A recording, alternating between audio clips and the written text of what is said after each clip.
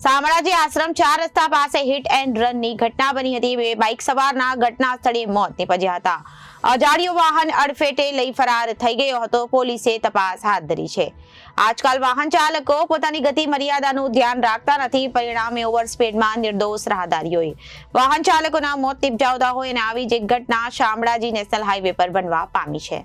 આજકાલ વાહન ચાલકો પોતાની ગતિ મર્યાદાનું ધ્યાન રાખતા નથી। પરિણામે ઓવર સ્પીડમાં નિર્દોષ રાહદારીઓને વાહન ચાલકોના મોત નિપજાવતા હોય છે। આવી જ એક ઘટના શામળાજી નેશનલ હાઈવે પર બનવા પામી છે। શામળાજી આશ્રમ 4 રસ્તા પાસે ગઈકાલે સાંજના સુમારે એક બાઇક સવાર અને અન્ય એક વ્યક્તિ બાઇક પર જઈ રહ્યા હતા। તે દરમિયાન બેફામ સ્પીડે આવી રહેલા અજાણ્યા વાહન ચાલકે અને બાઇક સવારને અડફેટે લઈ કચડ્યા હતા, જેના કારણે બંને બાઇક સવારનું ઘટના સ્થળે મોત નીપજ્યું હતું, જેમાં અજાણ્યા વાહન ચાલક ફરાર થઈ ગયો હતો। આ ગમખ્વાર અકસ્માત સર્જાતા લોકોના ટોળે ટોળા એકઠા થઈ ગયા હતા અને શામળાજી પોલીસને જાણ કરી હતી। શામળાજી પોલીસે આવીને કરી તો એક મૃતકના કિસ્સામાંથી આધાર કાર્ડ મળી આવ્યું હતું, જેમાં વિજયસિંહ પ્રતાપસિંહ રાઠોડ સાબરકાંઠાના નાની વેબાર ગામના વતની જણાઈ આવ્યા હતા।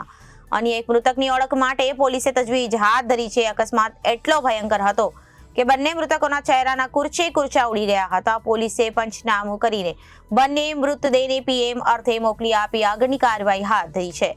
Bureau report Janadesh news Aravalli.